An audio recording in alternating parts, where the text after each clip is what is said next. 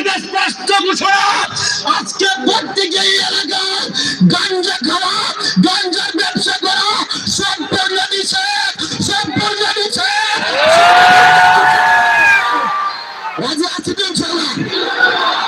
আজকে একটা গান দিলাম, যারা যারা গাঞ্জা ব্যবসা করতেন, যারা যারা গাঞ্জা খাইতেন, ওই এলাকা ছাড়েন, নতুবা গাঞ্জা ছাড়েন। ওই এলাকা ছাড়তে হবে, নতুবা কালকে সকাল থেকেই আমার কমিটির অ্যাকশন শুরু। কমিটির অ্যাকশন কি?